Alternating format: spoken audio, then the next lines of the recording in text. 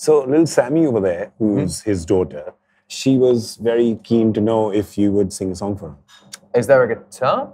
Sammy, did you get a guitar? I can sing just like this. Which song would you like? Bad habits? Okay. My bad habits lead to late nights, ending alone. Conversations with a stranger I barely know. Swearing this will be the last, but it probably won't.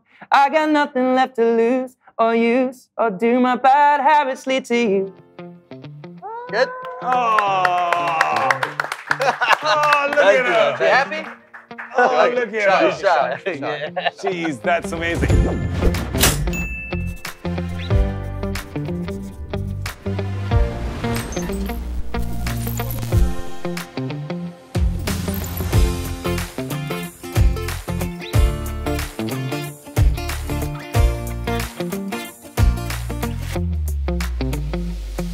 Ed, how are you, man? Thanks so much for having me, guys. Please, Nice. please. That's you? How's it going? Oh, love the shoes. Thank you. I thought I'd wear something colourful. That's very good. Yeah. Have you guys been here before? No, this is the first time I've come to this place. Ed's been here before. Yeah, I've been So we both live in Bombay and we've not been here before. He lives in England and he's been here. A lot of work going on here, so I avoid this place. Thanks, man. So you've been here a few days, huh? Been here since Monday. Yeah, did the Kapil Sharma show yesterday, which was Really? yeah, it's fun. Out and about, huh? It's crazy. It's crazy. There was like sketches going on. They had we did a Bhangra version of Shape of You with dancers. Oh, and, nice, yeah, nice, it was nice. good. You did a Bhangra version of it. Yeah, we had some dancers, and then there was some. We did like a drumming thing. It was fun. It was fun. It's like a 4-hour shoot, so we did everything. And I guess they edit it down into an hour of fun stuff. Oh, that's good. Obviously, since both of you are here, we've got to talk about football. Right. We could talk about cricket and music, but I mean, that's the obvious thing. But Yeah. I want to just change things up because there's one thing I noticed about the both of you, right? Top of your game, your respective games, worldwide fame. Both of you wear your fame and wear your celebrity very lightly. There's this childlike thing in you. You are like that. Rohit's like that. You want to keep exploring stuff, do fun stuff. So the first thing is, do you ever get like scolded by your team saying, no, you can't do all of this. You're a celebrity. 100%. Yeah. We literally just had a meeting about that. Yeah. I'm very much like my whole career. It's probably the same as you, but it's all about exploring stuff and like doing something, failing, learning, trying something different, failing, learning. And I don't think you can become a master at anything without failing. You had to be bad at cricket at some point to learn how to be good at cricket, You had to lose games, you had to lose championships to learn how to then come back.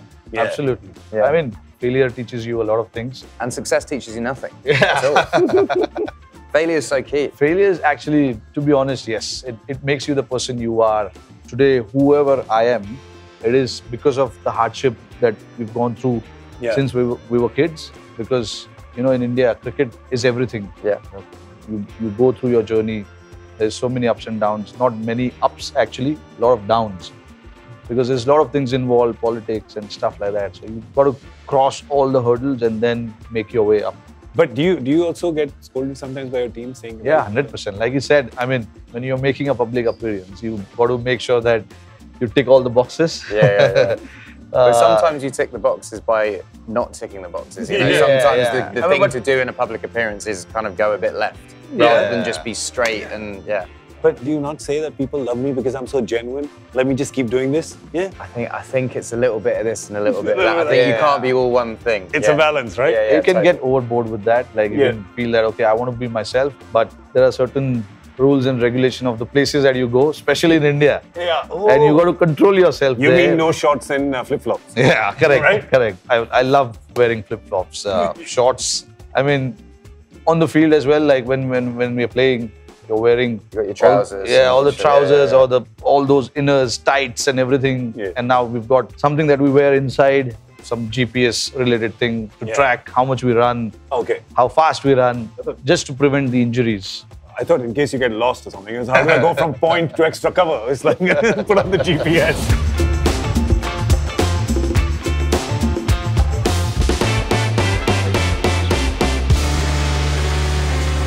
I know you like doing weird stuff because was it the the Red Notice director, who once yeah, mentioned yeah, that yeah. make my cameo as weird as possible. Yeah, totally. Right? You enjoy generally just doing I the, feel like childish, silly stuff almost. It's good to break the like celebrity norms, I think. Like for instance, with the Red Notice thing, I think he would assume that I would want to come across favorably and cool and like look good and blah, blah, blah. Whereas I think it's like, you know, I come across really badly in that film. I'm screaming at someone being like, don't you know who I am? And I think that that's way funny because that's totally not who I am. And that's what makes it funny is that it's... Game of Thrones as well. Yeah.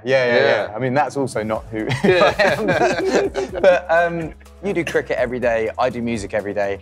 Sometimes when someone goes, hey, do you want to do this? It's fun to just be like, yeah, why not?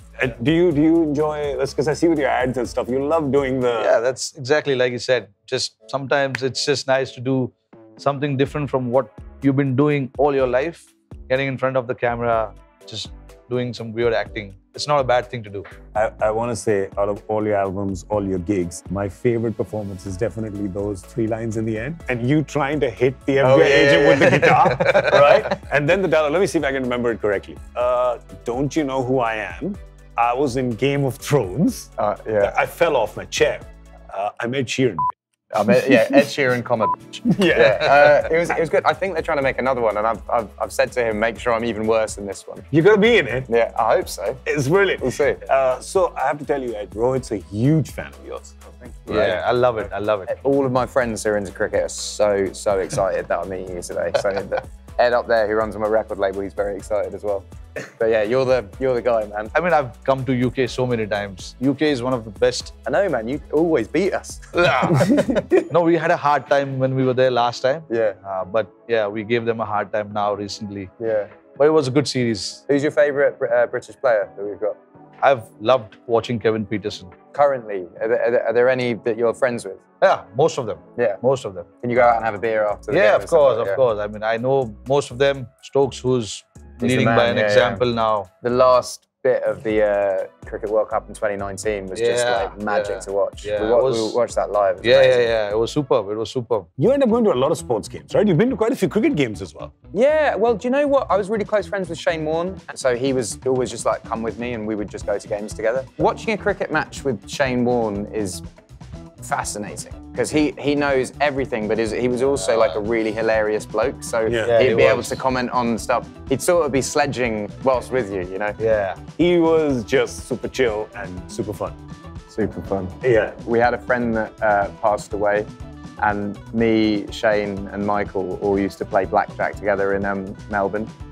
And so when Michael passed away, I flew over to Melbourne, and I said to Shane, I was like, we should go to the casino, we should get Michael's favourite wine, and we should have a game of blackjack. The night was about me and him playing blackjack, drinking the wine, remembering Michael, and I arrived, and Shane's just kind of there by the roulette table like this. And I walk up and I'm like, you're right. And he's like, yeah, I'm just digging in. And he was, his lucky number was 23. And he would always bet on 23. And he was quite... That was his jersey number, yeah. He'd lost quite a bit. And I'd had a bit to drink and I was like, Shane, f all this 23 bollocks. My lucky number's 17. Put it on 17. So he gets a stack and he puts it on 17. And then it hits 23. Oh! It was a good night. Good. Yeah. Did you meet him? Yeah. I mean, I played with him as well when he was captaining one of the back in the day. Oh, yeah. Deccan Chargers when I played for Deccan, and people used to talk about his cricketing brains. He's got superb cricketing brains. He thinks cricket from a different angle. Adam Gilchrist, he was his teammate and he was playing in our team. I used to hear a lot about how good Shane Warne was when he was standing in the slips, or even when he was bowling, for that matter. Gilly has kept him for so many years, and so he knows exactly, how he used to think. We used to talk very highly of him when it came to just the outside knowledge of cricket. We all know, there's a bit of technique involved in bowling and batting, but other than that, there's so much other things as well that you need to know. And Shane Warne actually was the perfect one. Even when he used to commentate. You know, he used to predict what is going to happen in the next 2 or 3 balls. See that clip of his, right? Where he's bowling in the Big Bash League in Australia, where they mic'd him up while he was bowling. Correct. And he said, "This is what I'm going to do now." Yeah. And he does that and gets a wicket. He had a foresight on new players as well, players that hadn't really, and he'd be like, they're going to be a star in years, they're going to be a star, they're going to be a star, and all of those things have like come to fruition. This guy's famous for that. Right? We've got on video prophecies of his, like just telling somebody saying, hey, you're going to be playing for India in a year, and that guy plays within like 8 months. After you've retired, can you see yourself running? Well, or, you know, having a team and you bring in all the talent and... I haven't really thought about it, but I don't know where life takes you. I'm still playing well at this point in time, so I'm thinking I'm going to continue for a few more years and then, I don't know. Until India win the World Cup? Yeah, I really want to win that. I really want to win that World Cup. So at least there's one happening every year now, so there's more chances. Is there? Yeah. Different format. Oh, right, yeah. So many T20 and everything. Yeah. There's World Test Championship happening in Lords 2025 as well. Yeah. Hopefully we make it there in the finals. India's going to play the finals, probably against Australia. I'm saying it now. It's a given. We're in March of 24, and this is my prophecy. Next summer, there's going to be India versus Australia, World Test Championship final. You're going to be wearing an India shirt. England's just going to be host. Man? Come on, man. What about England? Way down. We're a good team. England just lost 4-1 to India right now. Yeah, but sometimes we beat them and sometimes they beat us. You know, that's the way it works. So if England doesn't make it, if it's India-Australia, Yeah. then you're on Rohit's guest list wearing an India shirt. I don't know if I'll get away with that because I've got Australian friends that would... You can't. So it's going to be India versus Australia, the final. I will say, because I know I met Shubman the other day as well, so I think because I now know 2 people in the team, I probably would be supporting India. And Shane was, again, my main connection to Australian cricket. But also, I love Australia. I do. But Let's geo-block this show in Australia, right? Yeah. So it's not going to release there. Australia.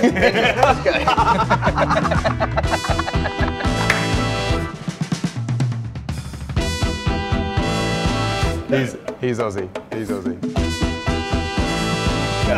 He's nodding his head good.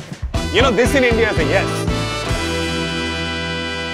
It's not just Rohit, who's a fan of yours. It's the entire family. So that's his wife, and that's his daughter. And you know that because you're father of a daughter as well. I've got 2 daughters. Two daughters. Girls are the best, man. Yeah. And I think, Rohit, is this like the first shoot she's come to? Yeah. Not because of him, not because of me, it's because of you. Amazing. Well, thank you. Yeah. She goes to the school at 7 o'clock in the morning, and the first music she wants to listen is Shape of You. Thank you. Yeah. We start our day with listening to that music, and then everything is fine after that. Wow. That song's like, I've had hit music in the past, songs that people like, but Shape of You and Perfect are just these songs that travel everywhere. It's like, we've been to like remote places in the jungle and people know those songs. It's like, they're mad. Music is such a big part of sports as well. Yeah. Like when we go to the games, especially during test matches, you've had a bad session, you need some motivation, or you may want to relax a little bit. You know, these are the songs that just gets you. Are there any songs that are cursed that when someone puts on, you go, no, not at all, not at all. I'm somebody, before entering the field, I want to be calm. I'm the captain, so I've got a lot of things to think about. So I need to be calm to make the right decision on the field. There's so much going on throughout the day in your mind. So I think, you know, music keeps you calm, and just, for me, it helps a lot.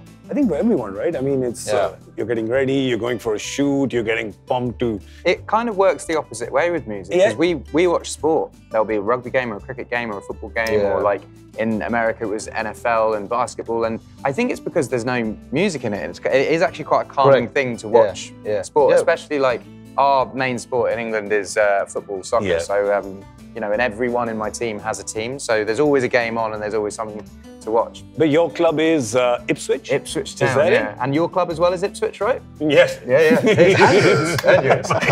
We are the 2 Ipswich fans in India. So Ipswich, I come from a really small farming town. It's about 3 hours outside of London. Ipswich is the closest team. We haven't been very good for about 20 years, but we're kind of on an upward trajectory now. So that's good. So they might be your team next season when we're in the Why not? But his team is, he tell himself. Madrid.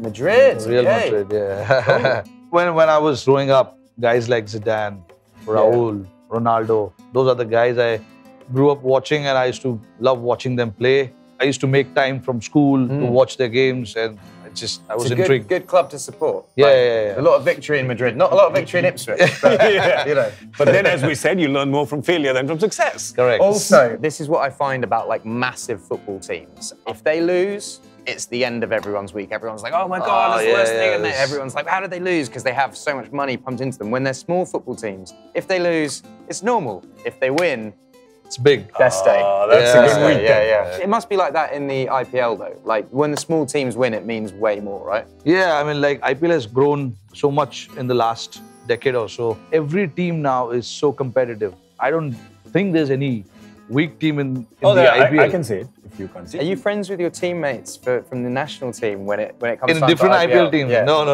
I'm not saying because of that, but I genuinely feel that bit of like EPL, first division, where anyone can beat anyone, whether you play at home or whether you play away. That's good. That's how competitive it has become, but it was not when it started off. Now, because there's so much technology involved, people are aware of what kind of gaps they want to fill, so they get the right players from the auction and stuff like that. So, yeah. In the EPL, it's like anybody can beat anybody, but nobody can beat oil money. Well, when oil money gets beaten, it's a big problem. Whereas, it's the league that my team are in is it's kind of the same thing. Super competitive. Anyone can beat anyone. There's 3 points between the top 6 at the moment, so like anyone could get promoted. So it's very much like kill or be killed. Yeah. There's another thing that Rohit really likes. I think your favorite country to visit definitely is the UK. Yeah, 100%. He loves visiting the UK. And I feel like the same way for me over here. I thought so, yeah? This is your third time? It's my 3rd time here, but every time I come here, I discover more and more. Like, it's huge. First time I came here, I discovered Bollywood for the first time. And the next time you come back, you discover more music. And then you realise that there's films made in Telugu, and there's films made in Punjabi, and there's like films all across the country, and then there's music all across the country, and then there's food all across the country, and then there's fabric. And the culture is so vast and diverse, and it's just exciting for me. It's probably exciting in the same way you coming to England, but for me it's on a grander scale because of how big India is and how much fun stuff there is here. I just feel really welcomed here. It's lovely. And of course, this trip you've also met Shah Rukh Khan. So I actually met him last trip, but, as well? but this trip I spent a good time with him. So he had me for dinner, and we danced, we sang, we drank, it was good. Nice. It was fun. We did the. That is probably the most watched clip on the internet right now. Yeah, I've never had anything like it. I've never had anything like it. It's the gift that keeps on giving. It does with you. And for you, what do you like most about the UK besides the rain? Because I know you Like love the weather. Just that pleasant weather. Somewhere between 10, 15 degrees. Do you think that's somewhere where you'd move after? I don't know. Got to You could ask the boss. take their permission.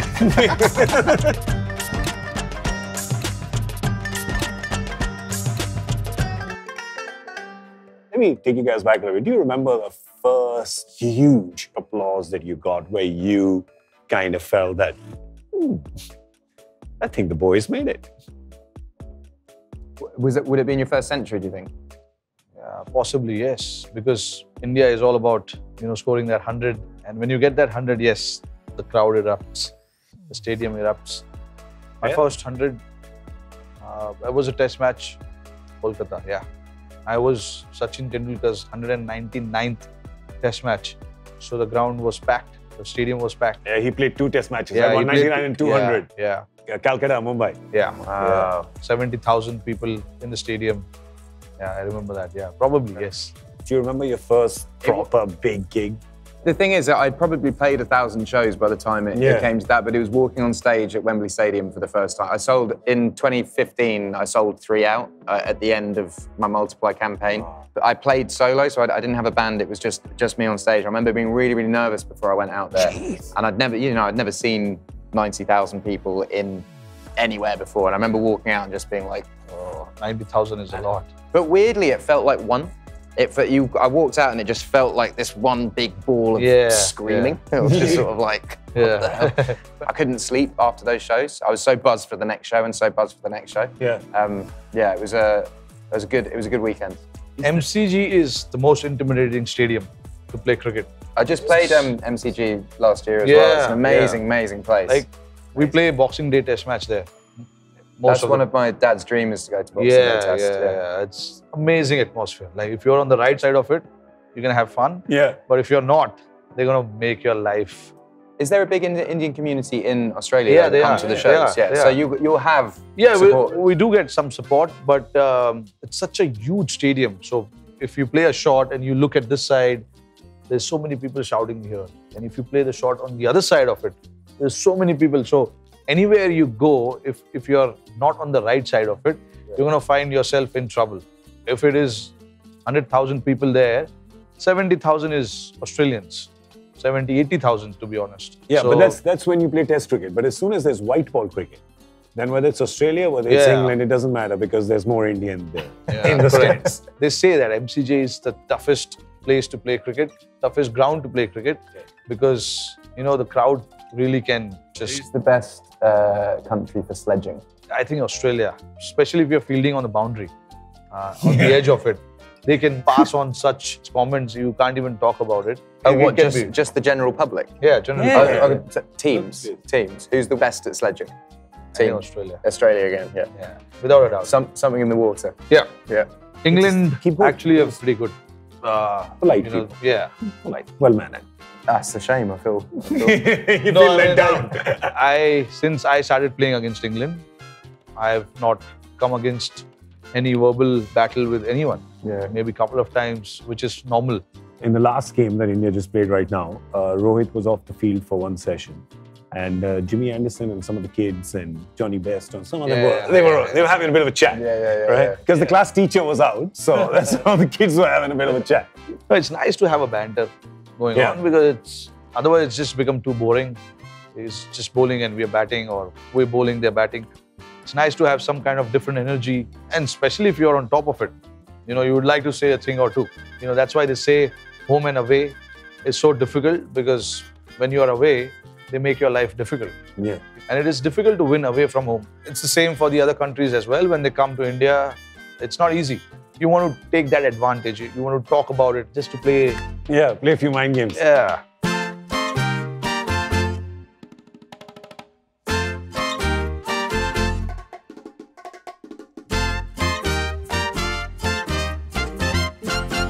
I'm very interested to know about your process. That you're making a new song, and you made so many. But is there a certain way? Does it just strike you? How does it go? I think it's dare to suck. You go in and you dare to make something that's bad. Because to write something, you have to put pen to paper and finish it. And Yeah. so many people are scared of writing something bad that they don't even put pen to paper. They go, oh, I don't even want to risk it. And I think for me, always knowing that no one has to hear the song that you're working on. Shape of You was the 5th song that came out that day. Like there was 4 other songs that... Fifth Yeah. that That's day. one thing which is Yeah. quite touching about all his songs, which is, the lyrics Yeah. touches you in one way or another. But you don't hear the songs that are the ones that don't come out, because those are just not good. You'd hear them and be like, How many "Yeah, was it? that doesn't touch me. 50-50? What is it? No, it's like 95-5. Are you kidding? Yeah, but those 5% live on forever. Yeah. So it doesn't matter. So last year I was doing Monday to Friday, 9 to 5, every day. I was writing 5 songs a day. And if I got 1 song a month, I was happy. And then by the end of a year, we had 12 songs that were really good. How long does it take to compose one song? Shape of You was his 5th song he wrote that day. it's just 5. Production and songwriting are two different things. So production could take months, whereas Yeah. songwriting, you could write a song within an hour. You put down a loop, you write a song over the loop, verse, pre-chorus, done. Yeah. And then you put it away and then start the next one. It's a very, very free-flowing thing. And then at the end of the day or the end of the week, you would listen back to everything and you go, this one's worth producing up, this one's not. Sometimes you can write a bad song, do 6 months of productions on it, and it wasn't worth it, and you never use it. So it's good to know what to put time into. But I'm interested to ask both of you, because what happens is as you become more successful, you get more and more people around you. You Yeah. become an enterprise, an industry, a company. You And become you like can that. also become a caricature of yourself as well. Fair. Because Yeah. you have no criticism, therefore you just exist and do things, and then you're just like, well, I can do this and I can do this, and that's dangerous as well. But the thing is that you know what's correct. Like when it's even coming to, how you want to change your game, maybe you change your stance or, whatever, you want to change something up. I think Is it instinct or Yeah. is it like an Excel spreadsheet around you with like 10 people? you do a bit of homework Yeah. and then let your instinct take over on the field. Because there's so many things that change over the period of probably 5 to 10 seconds. So you've got to be in position to make that decision right there. your instincts are so important because you may have had a different plan before entering the field. But when you enter the field and you see things moving differently, you have to change it. It is the balance of both. A little bit of homework that you do, read the opposition, learn where their weaknesses are, what their strengths are, what they like to do as a team. Now, when we played against England recently, we came up against a very different team. You know, they were playing cricket differently. Each batter came and challenged us. So we had to change our mindset. We had to go from plan A to plan B. So things like that, it works like that, that you do a bit of homework, you understand the opposition and then let your gut, you know, tell you what you need to do. Do you decide that these are the 12 songs that are good and they go on the album, or is it like people around you? I think ultimately, yeah, because it's my name on the top. But yeah, you have to listen to people around you. I probably have 6 people that I trust and I would share music with them.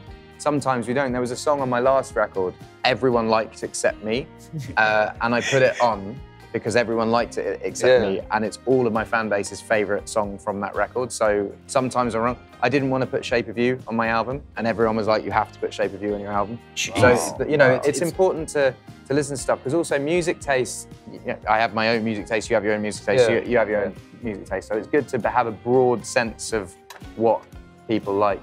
I was just with a producer today, and he said the way that he works it out is he does these things called samosa parties. And he just invites loads of random people he's never met to eat samosas and listen to music, and they write down what they think about the music, and I love it. Yeah. So that's a good focus group. Yeah. Cheap focus group. Isn't it? Samosas. But what I'm getting from all of this is that Ed Sheeran, you can't be trusted. No, I can't. I actually can't. I can go off on tangents sometimes. Can we point out the person who said that Shape of You has to be on it? Ed. There he is. That's the Ed that can be trusted. Yeah. That's the one we choose. Ed, have you ever got it wrong? Galway Girl, maybe? Yeah. Galway Girl's the only one where I was like, I promise you this will work, and everyone was like, don't put it on. And yeah, but it's one of my most popular songs, but it's also one of my most hated songs.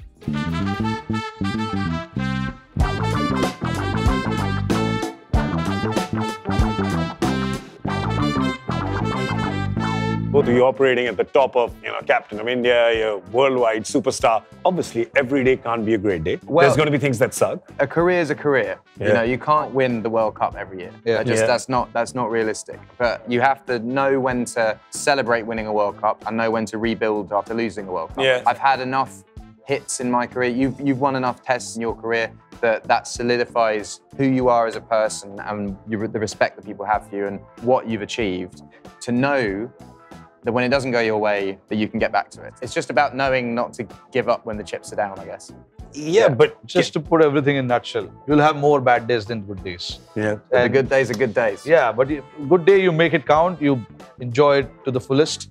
But there are more bad days. I've counted my days. Yeah. From the day I started playing to now, probably 99.9% of the cricketer will tell you the same thing. Yeah. But what's interesting about that is, from the outside looking in, people just see a very, very successful career. The way that the general public view it for a lot of things, even coming to like movies and stuff. Like I had a good chat with Shah Rukh Khan the other day about his movies, and he's had years where it hasn't gone well, but people don't remember those years. They remember the good things that you've done, For the fans, your good days live much longer in our memories than the bad days.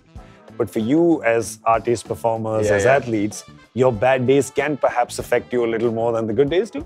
They stay with you a little longer. Totally. I'm sure it's similar in sport as well, but if you have a lot of bad days in a row, that can kind of affect your confidence. And confidence is kind of everything in our game. Can you ever sat down in front of a pen and paper and that it just doesn't move? It's just like nothing? No, because I always have in my head that it doesn't matter if it's bad. Oh, that's great. I love that. No. I can finish a song and be like, this is bad. No, but at least you're doing it. Yeah. Doing is the key. Actually, finishing is the key. Because you could do and write like a verse. Finishing a song is the key, because you can always go back and edit it, or you can maybe take an idea from the song. I've had songs, I have a song called Shivers. Do you know my song, Shivers? Yeah. So Shivers, the chorus of that, we had so many different other things, and we finished the song and was like, okay, these bits aren't good, let's try these bits. Okay, they're not good, that bit's all right, let's put this bit in it. And it's about finishing it and then stepping back. Is it right? What else can we do to make it better? Pretty much similar to us as well. Yeah. We say in our field that the game is not lost until the last ball is bowled. So we take it till the end, no matter what the situation of the game is. You give it everything. If you lose, you lose. I mean, but just fight it out till the last ball is bowled, because sport is a funny thing. Anything can happen. The game can change literally within the period of 10 minutes, 15 minutes. Like you said, more bad days than good. I think the one that probably affected you the most, I mean, I know, probably has to be that World Cup final from 6 months ago. Yeah. But it did, like inside, that's the one that you felt? Like 50-over World Cup for me is the actual World Cup. We've grown up watching that 50-over World Cup. More importantly, it was happening in India in front of our home crowd, and we played so well up until that final. I thought when we won the semi-finals, I thought, okay, now, you know, we are just one step away from it. We are doing all the things right. What is that one thing that can make us lose this World Cup? And honestly, not a single thing came to my mind, because I thought we ticked all the boxes. We were playing good cricket. Confidence was there. So what was it then? You're all supposed to have one bad day, and I guess that was one bad day for us. Australia just had a very good day. Yeah, they had a very good day. To be honest, I didn't think we played bad cricket in that final. Yeah, certain things didn't go our way, but they were slightly better than us on that day. You know, we see comedians talk about bombing all the time. Do musicians bomb in gigs? Does that happen? 100%. Does that happen as well? Yeah, I mean, it happens less when people pay to see you, because they're buying a ticket, and by buying the ticket, they're going, I want to have fun. They're predisposed to. They're going to have fun. They're coming to see songs that they like, and they're going to have fun. But yeah, totally. My come-up years, I would open up for people. So I would go and be the opening act. And in my mind, I was like, I want to open up for people that people wouldn't expect to see me for. So I used to open up for a lot of rappers, and obviously I stand on stage with an acoustic guitar and sing. It's a different audience, and for me that was exciting and challenging to go and play for a different audience. And sometimes it worked to the point of, it really worked. And sometimes I would be booed off stage, bottles thrown at me, and yeah, just bad. But also I think those are the things that make you who you are. Like, I feel like I really appreciate every second of my career and success because I've had moments of real self-doubt, and those are important shows. Wow. Opening for rappers.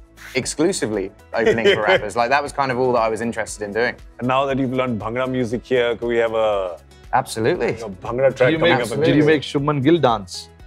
He's a very chilled bloke, isn't he? He's very just kind of calm and sort of, he's not. I mean, no? Not like that. He was just well behaved in front of you. We were talking to him about all his thirst trap pictures. That's his age, yeah? Also, man, like, if you got it, you got. I mean, the reason that we all don't do it is because we haven't got the six-pack. Like, I got a family pack. Yeah. Who needs abs when you can have kebabs? That's my quote. I like that line. I should have done this in the beginning, but I'm doing it near the end. We had some coffees and some drinks for you, but in the conversation, I totally forgot. Okay. Do you want to keep a coffee on the table? Do you want black coffee? I'd smash a black coffee, yeah. Oh, we do have coffee. That's great. This is Rohit's coffee. Before we wrap, tell me some of the things that you really enjoyed about India, places that you've seen. I don't need to advertise it. All of my friends love India. India, like. Hey, listen, your prime minister's our boy now, eh? So here you go.